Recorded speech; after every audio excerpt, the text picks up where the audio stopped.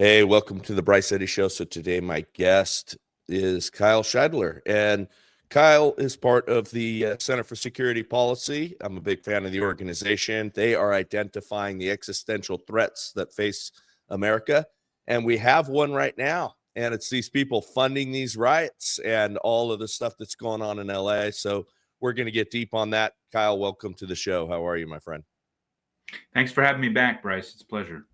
Yeah, absolutely. Well, listen, this is your area of deep expertise. All of these Antifa characters running around and the folks that they trot out to, sow unrest in our society. It's many of the same actors, many of the same people, but I would love to get your take and let's talk about, what they're doing, maybe what the purpose is, and who's the people behind this.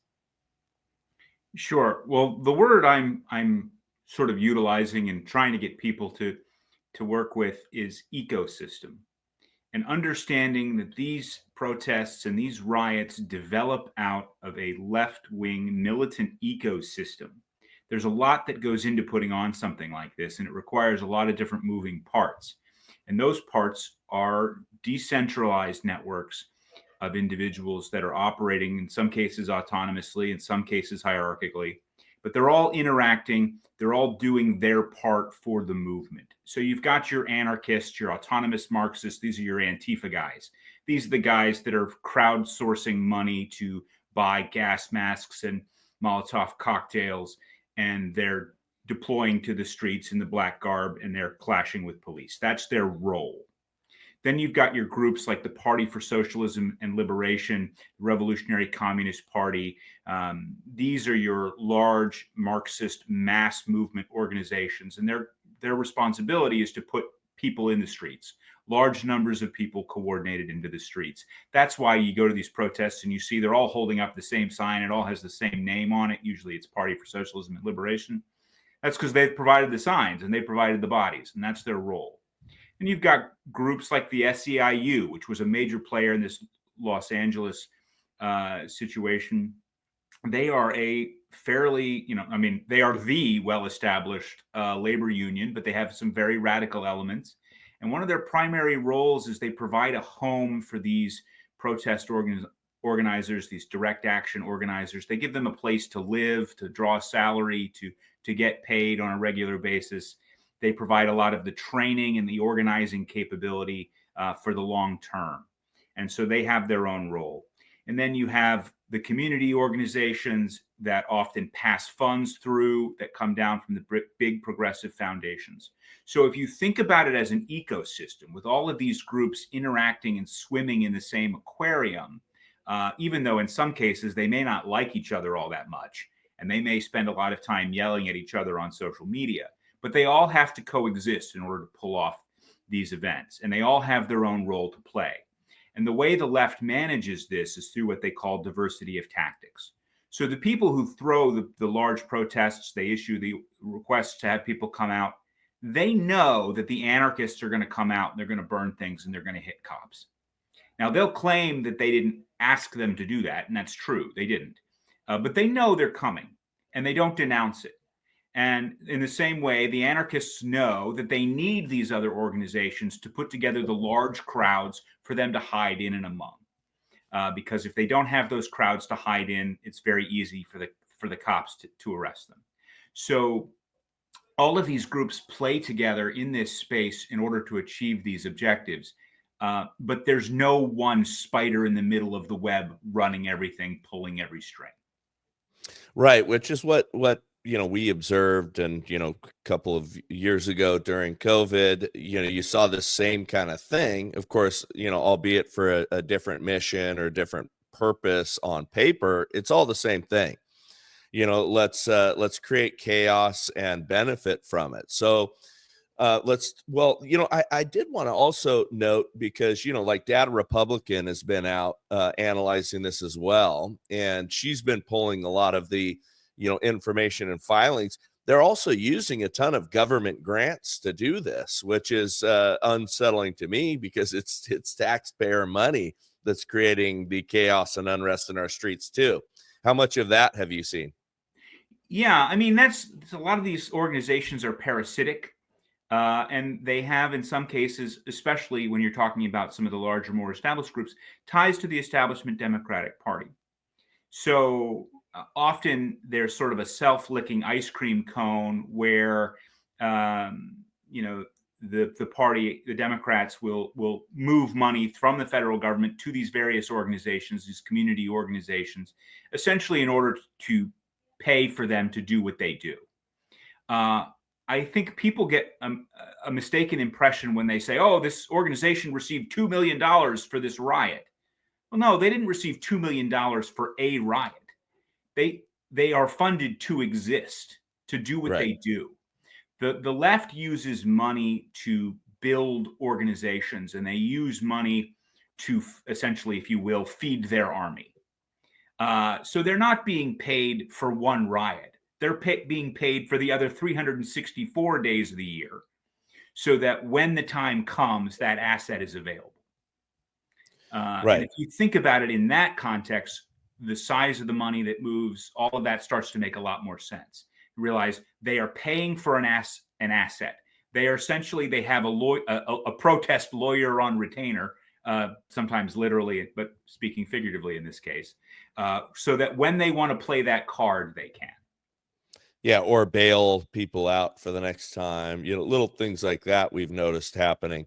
So let's talk about, who benefits and, what's happening here and why. I would love to get some of your speculation on that. I've got my own, but yeah, love to hear what you found, and what you've uncovered. So, one of the things that I've been thinking about is to what extent there has been a conflict on the left over control of these mass movements.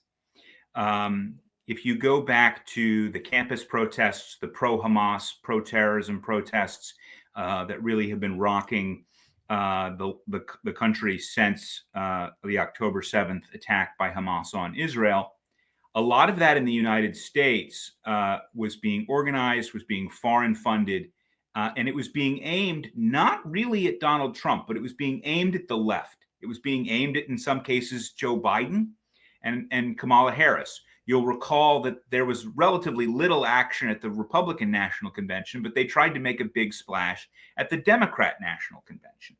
So in this case, you had the hardline communist groups backed by foreign money, and they were really targeting the establishment left.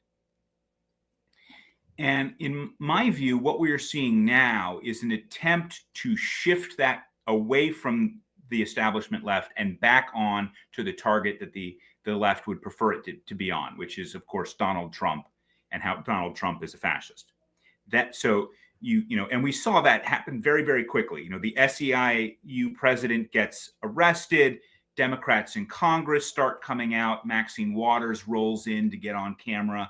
So Gavin Newsom has something to say about it. So very quickly, the establishment Democrats wanted to take control of the action and use it for their own purposes.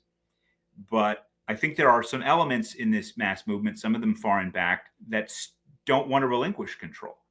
And so there's a struggle going on, I think, in the left over who's going to control mass movements, left-wing mass movements in the United States, and what are they going to be aimed at? Because if you think of a mass movement, I think of it as sort of a weapon that has multiple handles, and trying to figure out who's driving it in what direction at any given time can be a genuine challenge. Some of that drive is done by funding, who's providing the most money at any given point. Some of that drive is done by who the major organizers are, who they're backed by, who they have ties to, whether it's Cuba, China, Iran, etc., all getting involved in these various events. And they have different motives. Some of the foreign motive is just to cause chaos, as you said. Some of it is a more targeted political purpose. But if you see these mass movements and you think of them as an asset that multiple adversaries are attempting to leverage and to shape and to move in their beneficial direction, I think you start to see a little bit more of why they act the way they do.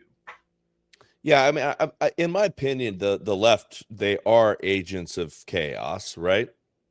at that sort of ground level, at the activist level. They're agents of chaos, and then that chaos gets manipulated and hopefully controlled by the central planner types, right? So hey, let's take this one layer of it and let's blame Donald Trump for the chaos. Let's point at him and say, hey, ever since he's become president, the world is on fire.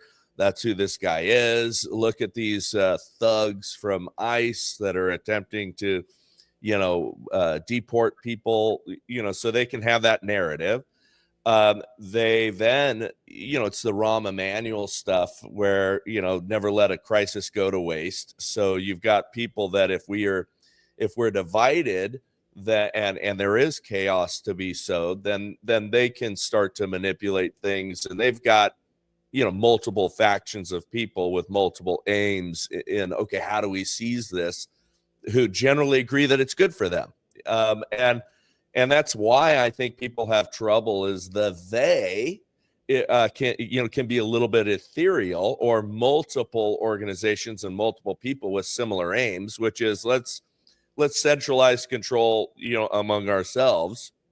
Let's weaken the United States in general.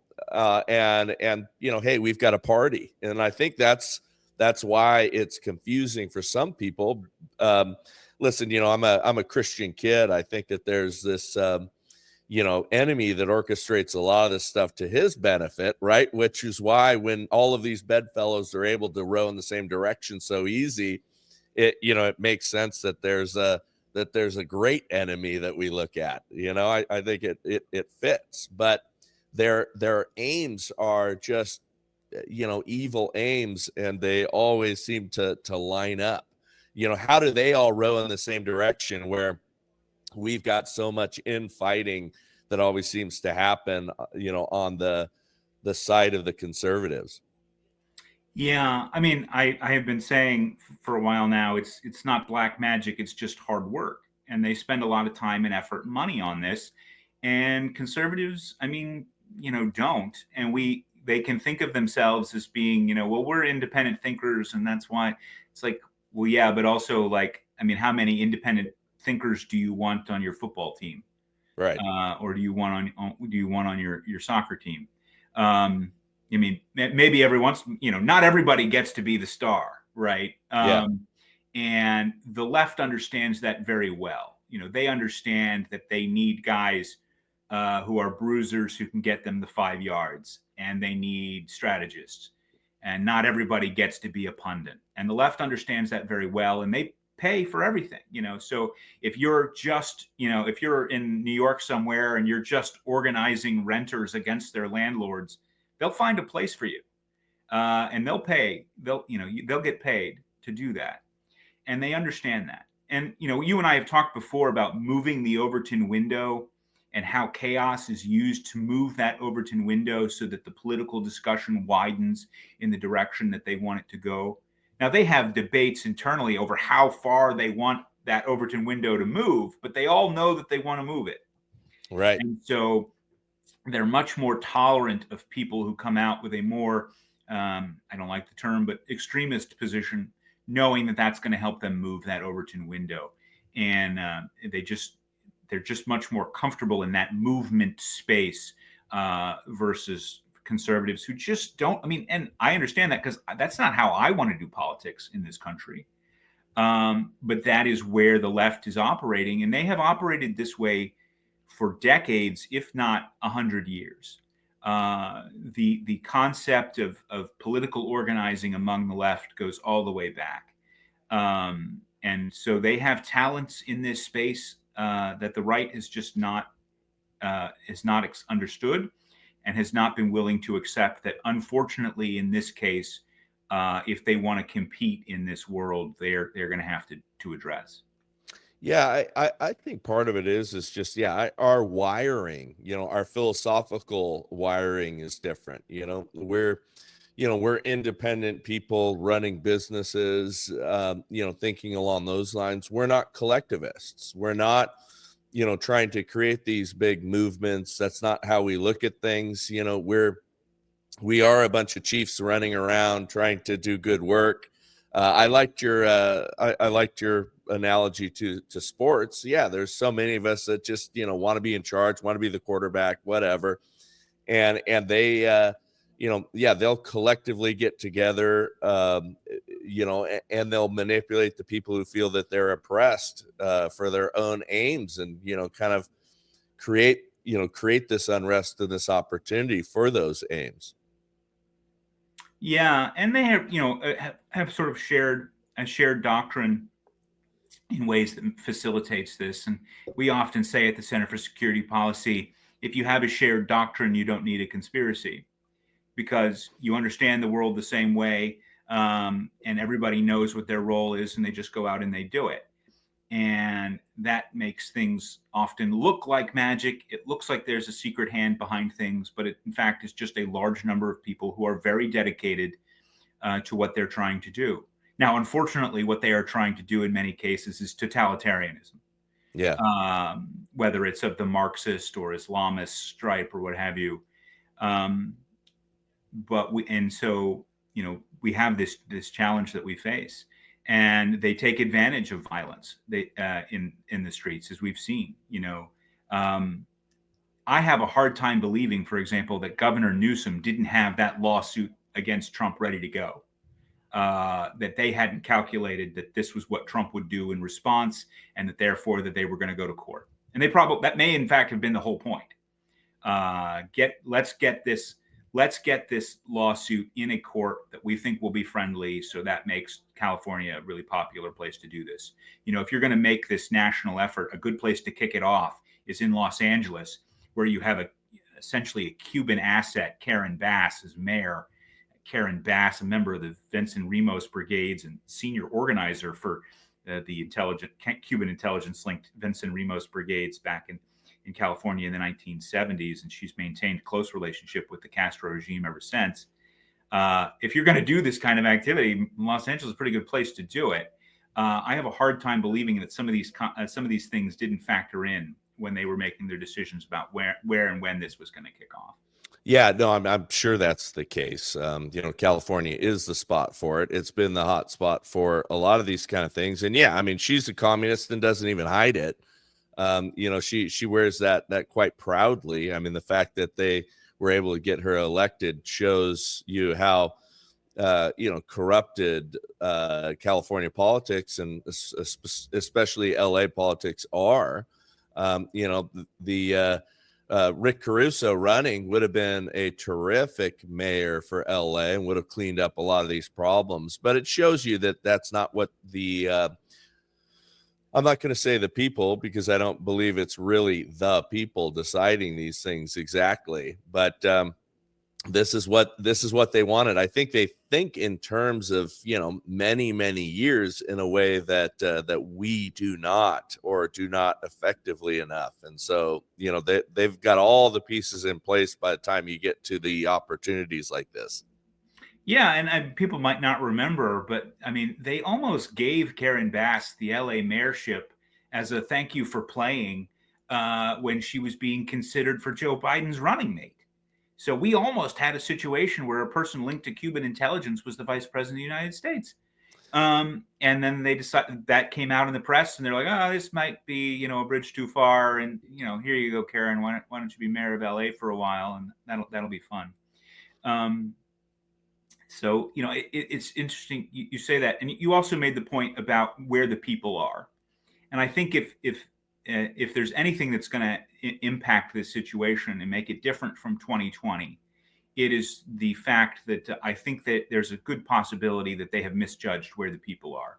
I saw a CNN broadcast that was saying that, in fact, legal immigrants were moving to the Republican Party and to Donald Trump in large numbers, in part because of the disorder.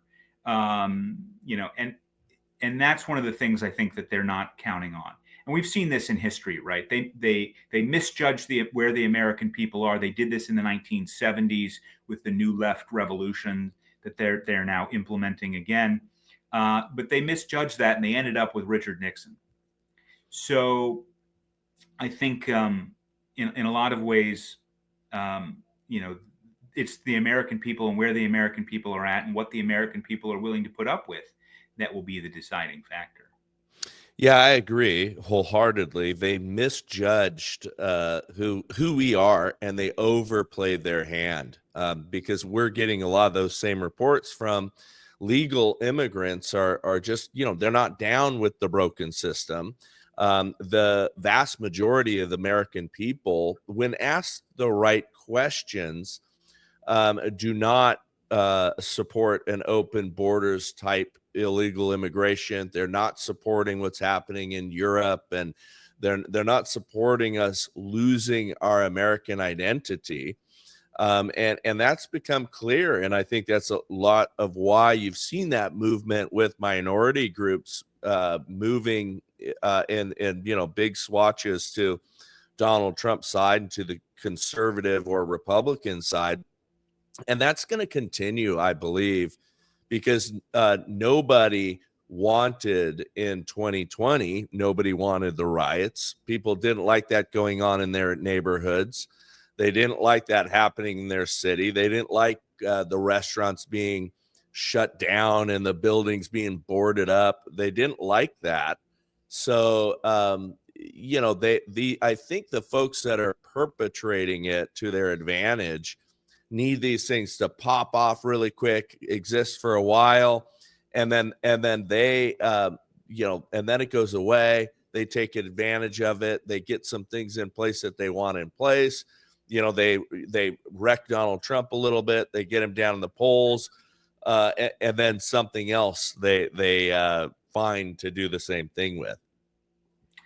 Yeah, I think you make a good point about that. That they need a rush to judgment, right? They need to get people to pick a side and pick one quickly before all the facts are in, and before people really know what's happening. So if you look at this specific situation in Los Angeles, for example, right? They all rushed out and how terrible ICE is and blah blah blah, and you should support, kicking ICE out of California. And it took a few days, but eventually, the Department of Homeland Security says, hey, these were not raids on illegal immigrants. These were raids on cartel members engaging in drug trafficking and human trafficking. And, this was targeted organized crime enforcement. And which, I'm pretty sure the majority of people are like, yeah, we're not in favor of that. You should probably go arrest those people. But if they got you to jump out ahead on your social media and on your Instagram and post, I stand with the protesters, it then becomes very difficult for you to walk that back, right? And so you will, through the power of cognitive dissonance and human psychology, you will be all in and supporting this thing, even though you based it on a wrong assumption that was later proven false.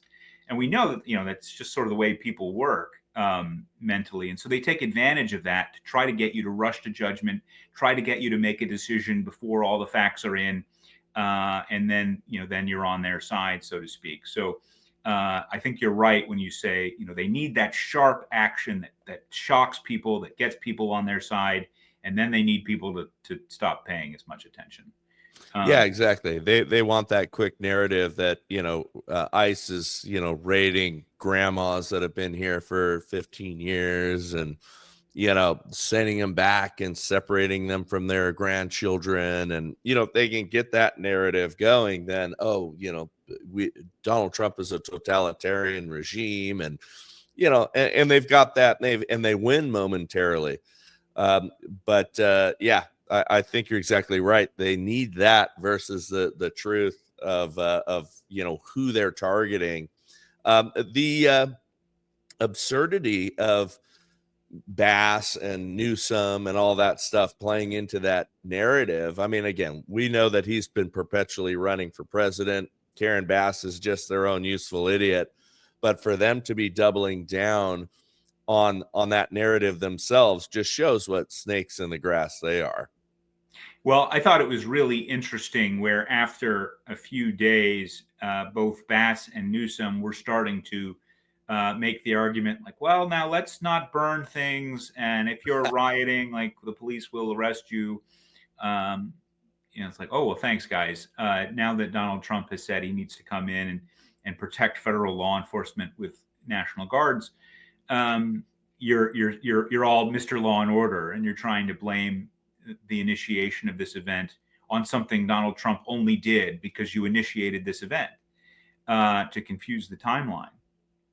But that suggests to me either they saw where the polling was and they realized that this had not worked, or I guess there's also a possibility that they're playing for their lawsuit, that they need to make the argument that California was on top of things, and therefore the federal government didn't need to step in and enforce the law. I don't know how that's going to play out. It's, it'll be in a California court first, so who knows? But you do get a sense there that maybe this didn't go the way they thought it would. Yeah, I mean, I think a little bit of it sometimes is all of the above. They hedge their bets, they, stir this up. They're politicians, so they're going to, very quickly pivot to whatever they think they need to. Okay, guys, calm it down. We got enough of what we want. Reel this thing back in. Okay, saying those things, benefit us for the lawsuit. I think it's just multidimensional on all this stuff because, listen, for a while they were very successful at it, and I think that times have changed so that people aren't in favor of these things and aren't swallowing this stuff. And then we have too many independent journalists out there. The narratives that they've been perpetuating or forcing on us for so long have fallen apart. And then, you can't get these gremlins back in the box once you let this stuff go. It's not easy to quell it. There's not just, like you said before, there's not one person you can just call and say, okay, guys, let's turn this thing off. Now it becomes some messy action in the streets, and nobody goes to LA anymore. Yeah, I mean, what you'll probably see is the money will taper off to some of these organizations a little bit to slow things down if that's what they ultimately decide to do. Or if they decide to speed things up, the money will flow. But they can't, they're not calling every guy in a black mask and being like, hey, put down the brick, and he wouldn't listen to them anyway. He would throw the brick at them because he's an anarchist.